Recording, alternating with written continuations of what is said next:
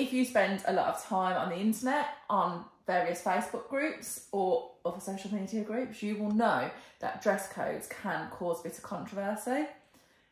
People will debate what is acceptable to wear, and hopefully in today's video we will be able to bust some of those myths and give you an idea of what you can wear on board P&O ships. I'm Lucy and this is Laura, and we cruise quite a bit, so we thought we would try to help other people with what we have learned in the last 12 years on board various ships. If you would like to know more about what we get up to, please subscribe to our channel. You can do that below. Making sure you stick to dress codes can be something that feels quite daunting if you haven't cruised before. I think there's a lot of information out there that makes it seem like it's, you know, really scary and overwhelming. But hopefully some of the information we give you today will simplify that a bit for you and make it so you know exactly what to wear and don't feel too sort of pressured. Something that's also really important to note is that dress codes don't apply during the daytime, so you can wear what you like during the day. The only exception to this is during the daytime on the ship. If you've been out and about around the pool, you won't be able to wear that swimwear into places like the buffet or indoor venues to go and get food. We personally think that P&O has a slightly more formal tone to it than a lot of the American cruise lines. Yeah, and European cruise lines like MSC. People do tend to change for the evening, and even though the dress codes don't apply to under 18s, you do see a lot of children making the most of it and dressing up. But girls might wear nice little party dresses that they've already had, and it's lovely to see the children dressed up. So there are two main dress codes on board P&O on an evening, and these are evening casual and then the formal black tie type dress code. Sometimes there are small variations to dress code, and anything like that will be detailed in your horizon. Evening casual, P&O pretty much suggests that you dress in the way you would dress to go to a nice restaurant on land. So we interpret that a lot of the time as you would go in a nice dress or trousers and shirt. It isn't overly formal. Yeah, absolutely. Like when we talk about shirts, people wear like a Hawaiian style shirt or something like that. People have got different styles, and it's absolutely fine to dress the way that you like to dress. You wouldn't get into the main dining room, for example, if you were wearing tracksuit bottoms, trainers, football shirts. There just has to be a bit of a element of nice evening attire, but it doesn't have to be overly smart. Also light denim, it tends to be dark denim that they would prefer. However, we have seen people let into the dining rooms in dubious outfits before. In general as well, shorts are a no-no in the main dining rooms, but there have been some recent rule changes, and we've seen guests in the Caribbean on board Arvia and some of the ships now actually reporting that in the horizon it says that smart shorts can be worn in the dining room on an evening. And also it seems to be that females are allowed to wear shorts on the evening, if they're like dress shorts, which I agree with many men seems a bit unfair. So the types of things we would wear on an evening tend to be dresses or skirts and a nice top, and the kind of thing we would wear on a night out at home in the UK, or if we were going out to eat. The only reason that we wear this is because that's our preference. We've seen plenty of women on board wearing trousers and sort of, you know, other variations of what they would consider to be a smart outfit with, you know, a nice top. Footwear wise, we tend to wear nice sandals, sparkly flip-flop type of shoes, heels sometimes if we can bear the pain. We've seen people wearing loafers, ballet pumps, basically nearly anything except for your like running trainer type of shoe.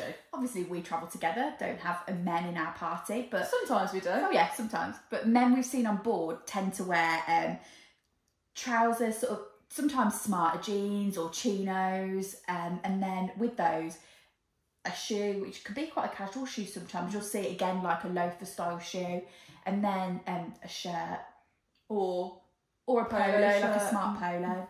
And there are some rules around denim that are detailed in the P&O dress code.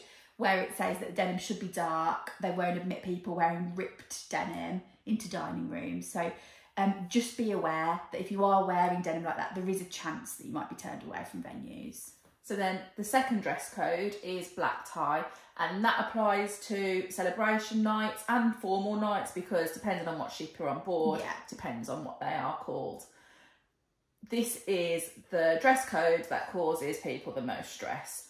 And admittedly, before our first cruise, we were worried about this too. Obviously, we don't have many black tie events at home, so we absolutely love the chance to be able to dress up at home. And we have bought numerous dresses now for formal night, but we have never spent a fortune on any of these dresses. You can tend to pick up good dresses in the summer sales, in the winter sales then as well if you want winter dresses. And just in general, we have got quite a good stock of them now. So even though for us, the formal nights, celebration nights are what makes cruising feel special, we know it's not everybody's cup of tea. And there are plenty of venues you can go to on board where you don't have to adhere to the dress code. So the buffet is always dress code free. And then there will be certain speciality restaurants as well where you don't have to adhere to the dress code. Examples of that will be places like the Beach House, and you can go in there wearing what you would wear on a normal evening on board.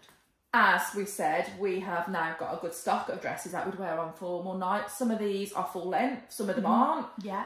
We've repurposed dresses that we've wore to more formal weddings that we've been to in the past.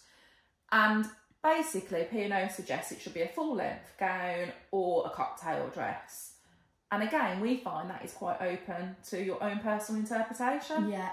And if you don't like to wear dresses, again, we've seen plenty of people wearing trousers or even trouser suits and things like that. So there's lots of things you can do and can wear and won't feel out of place on board. And males on board will be asked to wear a suit jacket. So recommendation is they either wear a tuxedo or a suit.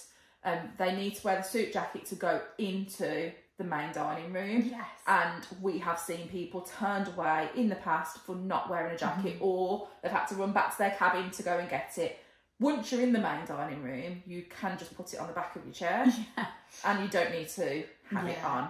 We have also seen on, we saw this actually on onboard Azura in February, a stock almost of spare jackets that they were giving to people that were arriving at the dining room without them, so that they had one with them and then they would hand them back after the meal. It is important, although we've been saying for men and for women, to note that the dress code isn't gender specific. So if you're more comfortable wearing something that we've described as being for the opposite gender, then that's absolutely fine and nobody will have issue with that at all on board. And something that we haven't mentioned as well is that people on board will also wear national dress. So you'll see people wearing things like kilts or military uniform also. So the number of black tie nights you have depends on the ship you're on and how long you're on board for. If you're on Iona or Arvia, there is one celebration evening per week, per 7 days. On board the other ships in the fleet, you will tend to get 2 within the 7 days. If you're on a shorter cruise of like 4 days, you'll get a celebration night within that time. So that will just help you know how many of those outfits you need to pack. Obviously, if you like to dress formally all the time, there's nothing to stop you from doing that. And we have seen people wearing absolutely stunning dresses and tuxedos on nights which aren't celebration night, because it's clearly a special night for them. The dress codes usually apply after 6 p.m. Each venue will have a sign outside that tells you whether the dress code applies within that venue. And if you are in there at 6 o'clock, for example, the Crow's Nest, and you're still in your shorts, they will come round and ask you to leave.